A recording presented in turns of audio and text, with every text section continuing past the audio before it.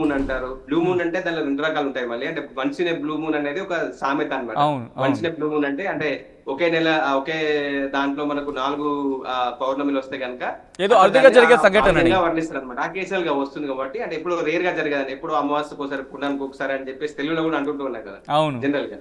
అట్లా అదొక సామెత అనమాట. Once in a blue moon అంటే బ్లూ మూన్ కాదు, కానీ blue moon, pink moon general గా కలర్స్ అంటే అంటే ఇది చెప్పాను. అది ఏంటంటే ఇదంతా ఎఫెక్ట్ ఏంటంటే హ్మ్. ఆ అర్త్ సన్ లైట్ ఎర్త్ వైపు వెళ్ళేటప్పుడు మనం సన్ లైట్ చంద్రుడి మీద పడుతుంది, చంద్రుని లైట్ భూమి పైకి వస్తుంది, భూమి పైకి వచ్చేటప్పుడు భూమి పైన వాతావరణం ఏదైతే ఉందో హ్మ్. దానిలో ఉన్న మాలిక్యూల్స్, ఆక్సిజన్, డస్ట్, స్మోక్, ఈ వోల్కానోస్ అగ్నిపర్వతాల నుంచి వెలువడిన స్మోక్ ఇలా చాలా రకాలుగా ఉంటాయి మన వాతావరణంలో. హ్మ్. ఆ టైంలో ఆ ప్రదేశంలో మనకు ఎట్లా అది ఆ చంద్రుడు ఏ యాంగిల్ లో మన ఆ లైట్ అక్కడ నుంచి వస్తుంది, ఆ వాతావరణంలో ఎలాంటి చేంజెస్ ఉన్నాయన్న దాన్ని బట్టి మనకు ఆ కలర్ అనేది కనబడుతుంది. సింపుల్ గా చెప్పాలంటే మీ దగ్గర ఒక 3 ఫిల్మ్స్ ఉన్నాయండి అనుకోండి. ఇట్లా ఒక హ్మ్. బ్లూ, రెడ్, ఎల్లో ఏదైతే మీరు ఒక వైట్ సూర్యుని చూస్తే కనుక ఏ ఫిల్మ్ పెడితే ఆ ఫిల్మ్ కనబడుతుంది, కలర్ లో కనబడుతుంది సూర్యుడు. అవును, అవును.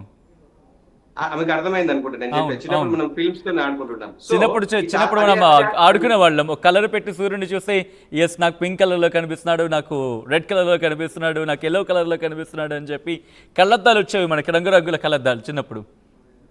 అదే అన్నమాట. సో హా. అలా అన్నమాట. అంటే భూమి వాతావరణం అనేది అలా పనిచేస్తుంది ఓకే. బేసికలీ. అలా పనిచేయడం వల్ల లైట్ కున్న స్వభావం అది వాతావరణంలోని మౌలిక అణువులతో ఎలా ఇంటరాక్ట్ అవుతుంది, ఏది ఫిల్టర్ అయిపోతుంది అన్న దాన్ని బట్టి హ్మ్. మనకు కనిపించే విధానం అని ఉంటుంది. బట్ చంద్రుడు అనేవాడు కలర్ చేంజ్ అవ్వదు బేసికలీ. యా. ఓకే. బట్ ఇక్కడ నుంచి బహుశా ఇది చాలా మందికి ఉంది. చిన్నపిల్లలు కూడా చూస్తున్నారు. Around I think as of now దాదాపుగా 200 మంది లైవ్లో వాచ్ చేస్తున్నారు ఈ లైవ్ని. సో చాలా మంది చిన్నపిల్లలకు వచ్చే క్వశ్చన్ కావచ్చు, లేదా పెద్దవాళ్ళు చిన్నపిల్లలకి చెప్పాల్సిన సందర్భం కావచ్చు.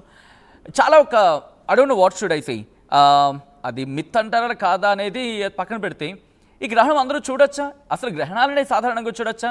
లేకపోతే రెడ్ మూన్ కావచ్చు, లేకపోతే బ్లడ్ మూన్ కావచ్చు, వీటిని నేక్డ్ అయితే చూడొచ్చా? సాధారణ కళ్ళతో చూడొచ్చా? లేకపోతే టెలిస్కోప్ సాయంతో చూడాలి? చూస్తే ఏమైనా ఇబ్బంది ఉంటుంది డైరెక్ట్గా చూస్తే? దాని గురించి క్లారిటీ ఇస్తారా? యా, దీన్ని యాక్చువల్గా మన కళ్ళతోనే డైరెక్ట్ చూస్తేనే బాగుంటుందండి.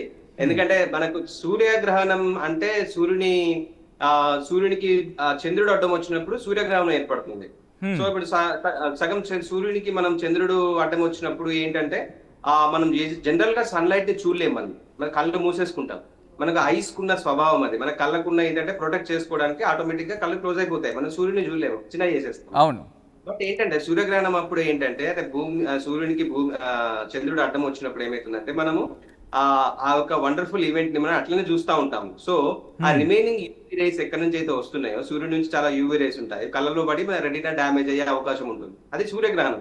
ఓకే. కానీ చంద్రగ్రహణం మీకు సింపుల్ గా ఏంటంటే సూర్యుడి నుంచి వచ్చే లైట్ ఇలా బెండ్ అయ్యి దాని నుంచి ఫిల్టర్ అయిపోయి బ్యూటిఫుల్ గా ఇలా పెయింట్ వేసినట్టు కనబడుతుంది. కాబట్టి మన కళ్ళతోనే డైరెక్ట్ గా చూస్తే ఆ అద్భుతాన్ని మనం వీక్షించే అవకాశం ఉంటుంది. దీనిలో ఏ హాని ఉండదండి. యాక్చువల్ గా చూడకపోతేనే చాలా మంది పిల్లల్లో ఆ సైంటిఫిక్ క్యూరియాసిటీ, శాస్త్రీయంగా ఏదో తెలుసుకోవాలనే క్యూరియాసిటీ మిస్ అయిపోతుంది అన్నమాట.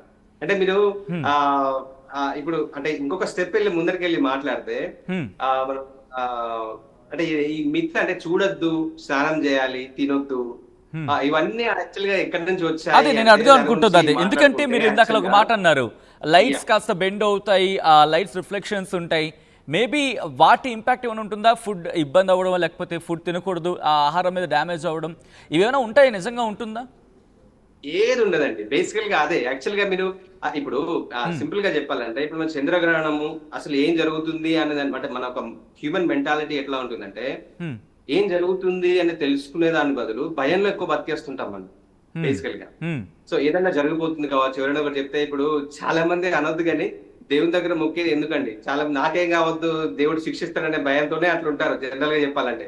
కానీ యాక్చువల్ గా ఆధ్యాత్మికంగా మన స్పిరిచువాలిటీకి మన ఉన్న దేవుళ్ళ మీనింగ్ గానీ, అంటే ఇప్పుడు వినాయకుడు అంటే అక్కడ కూర్చొని పైన కూర్చొని మనం చూసేవాడు కాదు. వినాయకుడు మీన్స్ అది విజ్డమ్ కి మనం ఒక అపారమైన తెలివితేటలు నేర్చుకోవాలి, అపారంగా ఒక మూషిక వాహనం అంటారు, అంటే ఎంత ఎదిగినా గానీ సింపుల్ గా ఉండాలనే బతికేదానికి ఏన్షియంట్ పీపుల్ దాన్ని క్రియేట్ చేసి ప్రతి వినాయకునికి మనం గుర్తు చేసుకునేలాగా మన జీవితంలో ముందరికి ఎలా వెళ్ళాలి అనే దాన్ని గుర్తు చేసుకునేలాగా యాక్చువల్లీ క్రియేట్ చేశారు.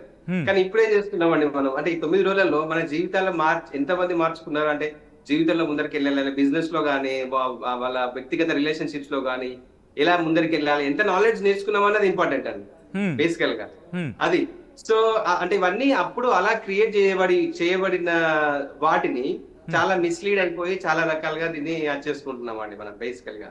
అంటే సో బహుశా ఇది రెగ్యులర్గా చాలా మందికి వచ్చే క్వశ్చన్. ఆ ఫుడ్ అనేది దోషం అయిపోతుంది, ఆ ఫుడ్ తినకూడదు, ఫుడ్ పాడైపోతుంది, మరి ముఖ్యంగా గ్రహణం నుంచి వచ్చే రేస్ చాలా ఇంపాక్ట్ చూపిస్తాయి ఫుడ్ మీద అనేది ఆ, చాలా సోషల్ మీడియా చాలా విస్తృతంగా ప్రచారంలో ఉంది. సో ఏమంటుంది సైన్స్ ఏముంటుంది? సైన్స్ పరంగా యాక్చువల్ గా ఏ హాని ఉండదండి బేసికల్ గా. హ్మ్. అంటే ఇవన్నీ ఇక్కడ నుంచి మనకు ఈ అంటే రేస్ గానీ అది గానీ ఇదంతా ఏంటంటే జనరల్ గా చెప్పాలంటే అంత మార్కెటింగ్ స్ట్రాటజీస్ అండి. ఓకే. ఇప్పుడు నేను కూడా ఒక విషయం చెప్తే ఏంటంటే దాని గురించి తెలుసుకోవాల్సిన బాధ్యత ప్రజలేదు. ఓహో ఇలా కూడా ఉంటుందా అని చెప్పేసి. హ్మ్. కానీ నేను కూడా ఒక భయం సృష్టించాను అనుకోండి, నా మాట చాలా మంది వింటారు, నా యూట్యూబ్ ఛానల్ కి చాలా మంది వస్తారు, నాకు బిజినెస్ అవుతుంది, నేను ఒక సెలబ్రిటీ అవుతుంది జనరల్ గా చెప్పాలంటే. హ్మ్. సో అంటే సింపుల్ గా చెప్పాలంటే అంటే మనం ఎలా బిహేవ్ చేస్తున్నామంటే ఇప్పుడు ఆదిమ మానవుల కాలం నుంచి మనం వచ్చామనుకోండి. ఇప్పుడు క్రిస్టఫర్ కొలంబస్ ఉన్నాడు స్పెయిన్ లో. తను ఉన్న క్రిస్టఫర్ కొలంబస్ ఎక్స్ప్లోరర్. తను అంతర్జాతీయంగా ఎక్స్ప్లోర్ చేసి ఎక్కడెక్కడ మంచి ప్లేసెస్ ఉన్నాయో, ఎక్కడెక్కడ మనకు బంగారు